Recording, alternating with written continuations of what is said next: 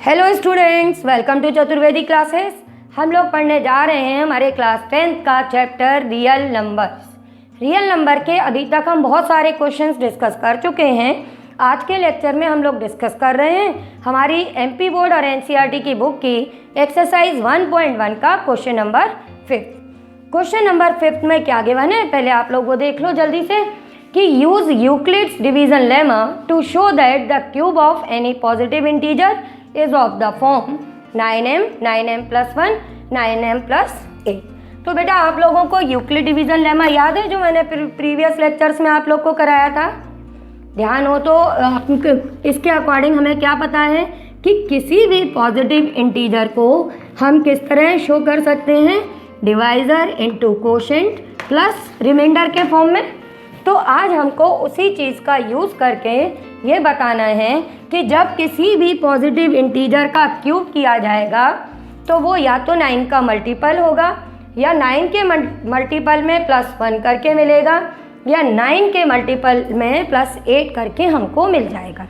ठीक है, अब इसको हम किस तरह से शो करेंगे इसको आप लोग मेरे साथ में देखते चलो। अब हमने कोई भी एक नंबर को लेके काम करना है और वो गिवन नहीं है, तो ऐसे में हम क्या कर देते हैं, ऐसे में हम सपोज कर लेते हैं कि let any positive integer B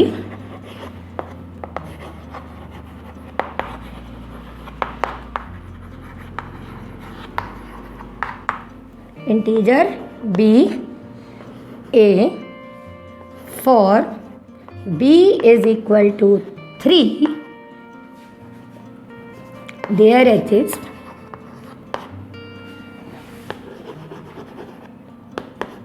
some integer q।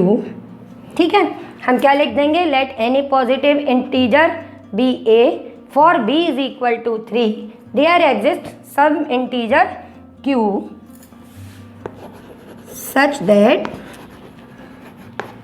ठीक है, ये हमारा किस फॉर्म में लिख देंगे हम, 3q प्लस r के फॉर्म में।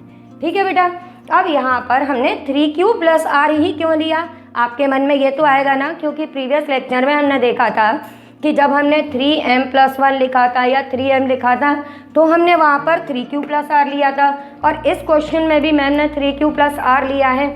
ऐसा क्यों, हमको एग्ज़ाम में कैसे याद आएगा कि यहाँ पे क्या लेना है? तो बेटा देखो, यहाँ पर इस चीज़ को हम इस तरह से डिसाइड करते हैं कि आपके पास में यहाँ पर किस किस फॉर्म में आपको आंसर लिखना है अपना, 9m 9m प्लस 1 और 9m प्लस 8 के फॉर्म में। लेकिन इसके साथ में क्या दिया है कि ये इनका क्यूब है, तो मैंने देखा कि ये जो मेरा सबसे बड़ा रिमाइंडर है वो क्या है, 8, और वो किसका क्यूब है, वो क्यूब है 2 का। 2 का क्यूब 8 होता है ना बेटा। अब 2 का क्यूब 8 है, यानी लास्ट रिमाइंडर मेरा 2 है। अब 2 रिमाइंडर कहाँ तक आते हैं हमको, जब हम 3 से डिवाइड करते हैं। हमने देखा था कि किसी भी नंबर को मान लो हम डिवाइड कर रहे हैं तो मैक्सिमम 3 से डिवाइड करने पर मैक्सिमम रिमाइंडर अपना क्या आ जाता है, 2। तो इससे हमने ध्यान दिया कि जब हमको रिमाइंडर मैक्सिमम 2 चाहिए तो हमको डिवाइज़र क्या लेना होगा, 3।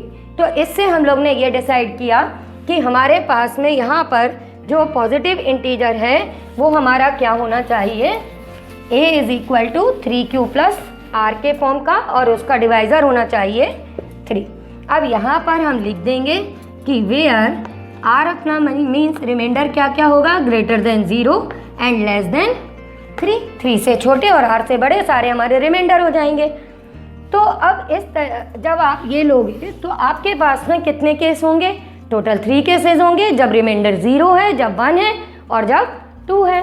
तो अब इसका सॉल्यूशन हम स्टार्ट कर चुके हैं अपना इंटीजर सपोज करके। अब हम सारे केसेस डिस्कस कर लेंगे। केस फर्स्ट लिखेंगे कि if r is equal to 0, जब आपका रिमाइंडर 0 है तो आपका पॉजिटिव इंटीजर किस फॉर्म का हो जाएगा बेटा, ये a आपका आ जाएगा 3q के फॉर्म में। r तो 0 हो गया तो r हटा दिया हमने, तो a आ गया 3q के फॉर्म में। अब इसके बाद क्या करना होगा, जैसा कि क्वेश्चन में लिखा है कि आपको क्यूब करना है, तो हम क्या लिख देंगे बेटा, taking cube on both the sides.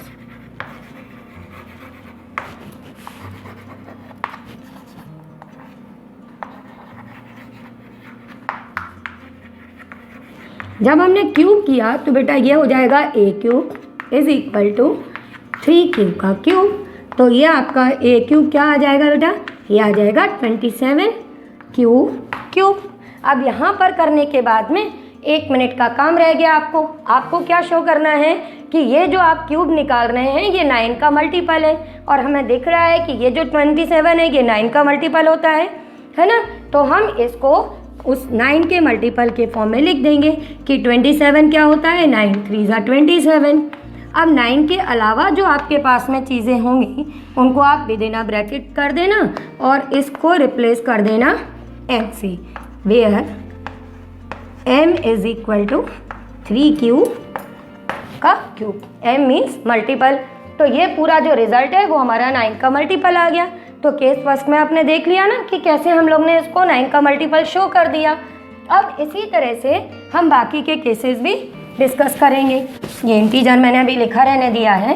तो अब हम केस सेकंड को डिस्कस कर लेते हैं।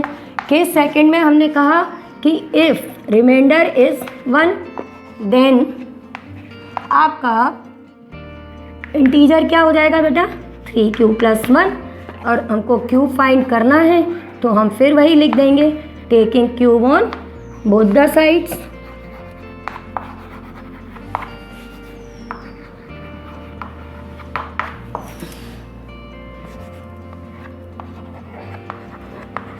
तो जब हमने क्यूब किया तो ये ए क्यूब और ये आ गया 3q + 1 का होल क्यूब।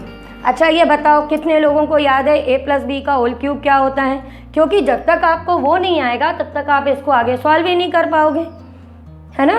तो इसलिए इसका क्यूब आना बहुत ज़रूरी है। अगर नहीं याद है तो ध्यान देना कि हम यहाँ पर लिखेंगे कि using a + b whole cube is equal to a cube + b cube + 3a² b + 3ab²। याद आ गया सबको a + b का होल क्यूब कैसे होता है। एक दिन में तुम लोगों को आइडेंटिटीज़ कैसे डेवलप की गई हैं उनके बारे में भी नेक्स्ट लेक्चर में बता दूंगी, या आगे अलग से एक लेक्चर देके कि जिससे आपको ये आइडेंटिटीज़ याद रहें। तो ये हमने यहाँ पे लिखा, इस आइडेंटिटी का यूज़ करके हम इसको ओपन करेंगे। तो ये आपका a क्यूब क्या हो जाएगा, 3q का क्यूब + b मीन्स 1 का क्यूब + 3। अब a हमने 3q लिया है तो 3q का स्क्वायर कर दिया into b means +1 + 3q into 1 का स्क्वायर, है ना। अब इसको आप बेटा जल्दी जल्दी सॉल्व कर लेना। तो ये आएगा 27q³ + 1 + 3, ये आपका आ जाएगा 9q² इंटू 1 तो 1 ही रहेगा और ये आ जाएगा 9q। अब आपको डायरेक्ट दिख रहा है बेटा कि ये टर्म और ये टर्म सभी में हमको 9 कॉमन दिख रहा है। तो ये सभी टर्म पहले हम लोग रीअरेंज कर लेते हैं, इन सभी में से 9 कॉमन ले लेते हैं। अब देखो कितना इजी हो गया, 9 कॉमन लिया तुमने तो ये हो गया 3q³ 3q² + q। आप सोचोगे मैम ने q कॉमन क्यों नहीं लिया, क्योंकि बेटा मेरा टारगेट ये नहीं है कि मुझे कॉमन क्या चाहिए, मेरा टारगेट ये है कि इन्हें 9 का मल्टीपल शो करना है, और 9 का मल्टीपल शो करने के लिए केवल 9 ही तो कॉमन लेंगे हम। तो हमने 9 कॉमन ले लिया तो ये हमारा चेंज हो गया, a³ is equal to 9m + 1। लो इसका भी आंसर वही आ गया कि नहीं। तो ऐसे ही अब हम नेक्स्ट केस को और डिस्कस कर लेते हैं, जो है हमारा केस थर्ड। केस थर्ड में हमको रिमाइंडर क्या लेना पड़ेगा जब हम थर्ड केस डिस्कस करेंगे, कि अब रिमाइंडर एक और बचा अपने पास में 2, क्योंकि हम जानते हैं 3 से डिवाइड करते हैं तो केवल 3 केसेस होते हैं। केस 3 लिया हमने, r is equal to 2, then आपका इंटीजर क्या बन जाएगा बेटा, 3q + 2। अब इसमें भी क्यूब करना है तो हम लिख देंगे taking cube on both the sides.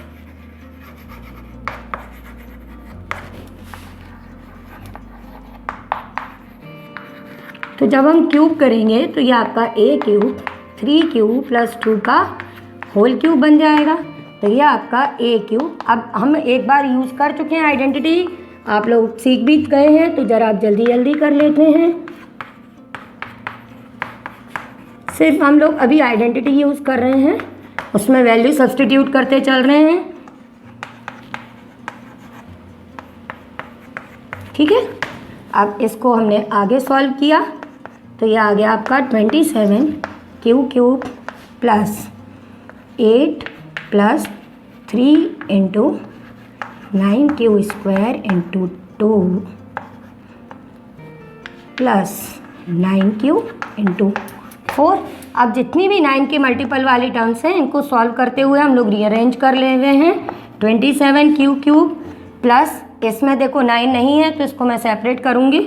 ये 54 q² प्लस 36q, और ये 8 हमने एंड में लिख दिया क्योंकि इसको लिखने से हमको कोई प्रॉब्लम नहीं है। अब हमने 9 कॉमन ले लिया, हमको मालूम ही है कि इन सभी में 9 कॉमन आ रहा है, तो ये 9 कॉमन लिया तो ये आपका 3q³ बनेगा, ये 6q² और ये 4q ब्रैकेट क्लोज एंड 8। अब आपको पता है ही कि मैम क्या लिखने वाली हैं, ये आ गया 9m प्लस 8, और यहाँ पे हम लिख देंगे कि where m is equal to 3q³ plus 6q² plus 4q।